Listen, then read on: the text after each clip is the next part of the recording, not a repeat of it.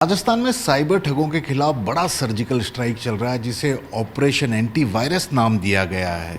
Antivirus को अंजाम देने से पहले बकायदा रेंज आईजी राहुल प्रकाश पूरी तरह से ब्रीफिंग देते हैं यहाँ पर जो अधिकारी इस पूरे ऑपरेशन को अंजाम देने वाले थे। किस तरह से ये पूरा ऑपरेशन चल रहा है और इसका कितना असर ज़मीनी स्तर पर देखने को मिलता है, बात करते हैं रेंज आईजी राहुल प्रकाश जी से। राहुल जी, एंटीवायरस ये नाम क्यों दिया इस ऑपरेशन का, कोई खास वजह? एंटीवायरस इसलिए दिया चूँकि ये जो पूरा अपराध हो रहा है वो ऑनलाइन हो रहा है और हमारे कंप्यूटर और मोबाइल सिस्टम से हो रहा है और इसके द्वारा एक बड़ा ही घातक या मारक वायरस जिसको हम साइबर ठगी सेक्सटॉर्शन कहते हैं वो लोगों तक पहुंच रहा है। उसको रोकने के लिए ये एंटीवायरस इसको नाम दिया गया। किस तरह से ये पूरा आपका ऑपरेशन अंजाम दिया जा रहा है, क्योंकि हमने ये सुना है कि राजस्थान का जो भरतपुर इलाका या जो मेवात से लगता इलाका देश में सबसे ज़्यादा साइबर ठगी का एक बड़ा अड्डा बनता जा रहा है।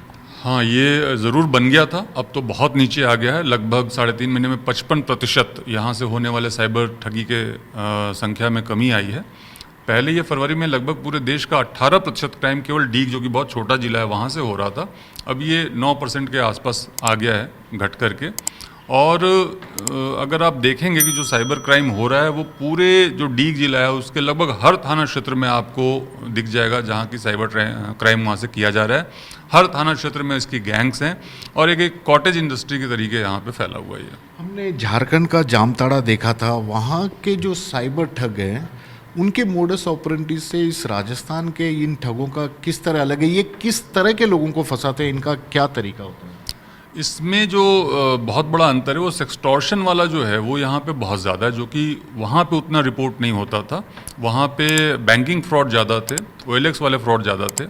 यहाँ पे भी शुरुआत में OLX पे सामान बेचने को लेकर के काफ़ी ज़्यादा ठगी होती थी। उसके अलावा अभी बहुत सारे मॉडस ऑपरेंडी इनके हैं। कल जैसे एक किसी व्यक्ति के साथ ठगी हुई, मेरे पास उनका फ़ोन आया था कि उनको कॉल किया कि आपने कोई चीज़ सोशल मीडिया पे अपलोड की है और वो राष्ट्र विरोधी उसमें मटेरियल है और उसके लिए आपके ऊपर मुकदमा होगा।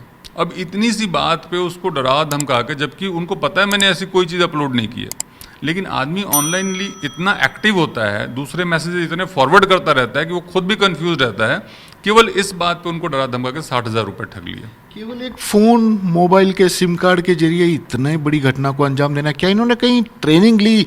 मैं ये भी पूछना चाहूँगा, क्या जामताड़ा के लोगों से ही ट्रेनिंग लेके कुछ लोग यहाँ पर आए हुए हैं या किस तरह से? क्योंकि इनके साथ जो ग्रुप है, आप जिस तरह से लगातार कार्रवाई कर रहे हैं, ज़्यादातर यंग एज के लोग हैं जिन्हें आप पकड़ रहे हैं। एक्चुअली शुरुआत जो है यहाँ के कैथवाड़ा थाना क्षेत्र में मानते हैं कि जहाँ से ये साइबर क्राइम मेवात के अंदर शुरू हुआ और यहाँ पे क्या ठगी का बड़ा पुराना इतिहास है।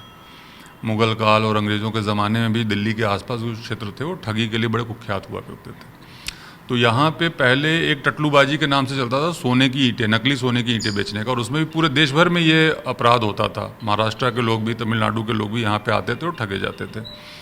उसी का एक मॉडर्न वर्जन आप कह लीजिए उस टटलूबाजी का, ये साइबर टटलूबाजी है, साइबर ठगी है, सेक्सटॉर्शन है। सीखने का तो इन लोगों ने कुछ झारखंड से भी सीखा, कुछ दिल्ली में वैसे लोग मिल गए, कुछ यूपी के लोग मिल गए और कहीं ना कहीं से कुछ लोगों ने इसको सबसे पहले सीखा, शुरू किया और उसके बाद एक वायरस की तरीके से, जिस तरीके से कोरोना वायरस पूरे देश में फैला था, उसी तरीके से एक से दूसरे लोग इसको सीखते चले गए। इनके किंगपिंग्स बन गए गाँव में। एक व्यक्ति है, उसने सीख लिया, उसने 5-10 लोगों को सिखा लिया अपने नीचे, चोरी के मोबाइल्स दिल्ली से लाके उनको दे दिए, फर्जी सिम्स दे दिए और एक कॉल सेंटर के तौर पे उनसे ये अपराध कराने लगा। यानी कि इनका कोई ऑर्गेनाइज तरीके से क्राइम नहीं है, कोई एक बड़ा लीडर नहीं है जिसको? एक बड़ा लीडर नहीं, लेकिन पूरी तरीके से ऑर्गेनाइज्ड है। ऑर्गेनाइज इस तरीके से चूँकि इनके काम बटे हुए हैं, इनके गैंग्स अलग अलग हैं। जैसे फर्जी सिम लाने वाली गैंग बिल्कुल अलग है, फर्जी बैंक अकाउंट लाने वाली गैंग बिल्कुल अलग है, चोरी के मोबाइल लाने वाली गैंग अलग है, ठगी करने वाली गैंग अलग है और जो ठगी का पैसा है उसका विड्रॉवल करने वाली गैंग अलग है। और ये सब कमीशन पे काम करते हैं। अगर उसने 1 लाख रुपए ठगी का पैसा विड्रॉ करके दिया है तो 10% खुद रखेगा, 90,000 ठग को देगा। तो इस तरीके से पूरी तरीके से ऑर्गेनाइज्ड है। रेंज आईजी के तौर पर आपकी पोस्टिंग के बाद शायद मार्च में ये पूरा ऑपरेशन शुरू हुआ था, उसके बाद अब तक का कितने लोगों को पकड़ा गया और क्या क्या इनसे सीजर में मिले हैं आपको अब तक, कितनी चीज़ें? पिछले 3.5 महीने में 100 से ज़्यादा मुकदमे हम लोगों ने अपनी तरफ से प्रोएक्टिवली पुलिस ने दर्ज किए इनके खिलाफ, इनको पकड़ के, और एक एक बार में एक एक रेड में 10, 15, 20, 25 लोग भी पकड़े हैं। तो ये रेड्स प्रतिदिन चलती रही है 1 मार्च 2024 से शुरू होने के बाद, और 400 के लगभग अभी तक हम लोग साइबर ठगों को, सेक्सटॉर्शन के क्रिमिनल्स को पकड़ चुके हैं। इसमें लगभग 40 लाख के आसपास कैश बरामद हो चुका है, हज़ारों फर्जी सिम बरामद हुए हैं, सैकड़ों चोरी के मोबाइल बरामद हुए हैं, ठगी के पैसे से खरीदी गई लग्जरी गाड़ियां बहुत सारी हमने बरामद की हैं, एटीएम मशीन्स बरामद किए हैं, मिनी एटीएम्स बरामद किए हैं, एटीएम कार्ड्स हज़ारों बरामद किए हैं, नोट गिनने की मशीन, कंप्यूटर्स, टैबलेट्स, बहुत सारी चीज़ें इनसे बरामद की हुई है। एक आखिरी सवाल, जब भी देखते हैं क्रिमिनल को पकड़ा जाता है, पुलिस काफ़ी मेहनत करती है, काफ़ी नई तकनीक का भी उपयोग करती है, ये लोग भी उससे ज़्यादा नई तकनीक को लेकर आ जाते हैं, फिर ये जमानत पर या किसी तरीके से बाहर आ जाते हैं। क्या इन पर अब प्रेशर बनाने के लिए, स्थायी रूप से इस पूरे ऑपरेशन का अंजाम या मुकाम तक पहुंचाने के लिए कोई और भी स्टेप लिया जा रहा है? जैसे बुलडोजर, बार बार ये नाम सामने भी आता रहा है। इसमें क्या है कि जो पूरा एंटीवायरस अभियान है वो माननीय मुख्यमंत्री महोदय श्री भजन लाल शर्मा जी के निर्देशों में चल रहा है, और वो लगातार इसका फीडबैक लेते रहते हैं, लगातार निर्देशन उनका मिलता रहता है, डायरेक्शंस देते रहते हैं। और हमारे पुलिस मुख्यालय से हमारे यूआर साहू सर जो डीजीपी हैं, उनके द्वारा पूरी रणनीति तय की जाती है, उनके निर्देशों के अनुसार ही हम लोग काम करते हैं। उसमें इनके इलीगल जो निर्माण है, जो कि अवैध साइबर ठगी के पैसे से बने हैं, उनको ध्वस्त करने का भी कार्यक्रम शुरू हो चुका है। 4-5 दुकानें हम लोग तक तोड़ चुके हैं, और अभी कईयों को हमने चिन्हित कर लिया जिनके खिलाफ कार्रवाई शुरू की जा चुकी है।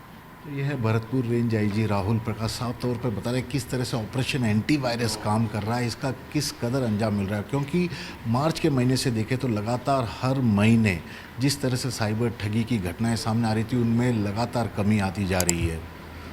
फिलहाल हम जाते हैं बताते हैं कि किस तरह से पूरा ऑपरेशन एंटीवायरस चल रहा है, और इसके पीछे कितनी मशक्क़त पुलिस को भी करनी पड़ती है, ताकि जो लोग साइबर ठगी का शिकार होते हैं उन्हें किसी तरह इस फ्रॉड से बचाया जा सके।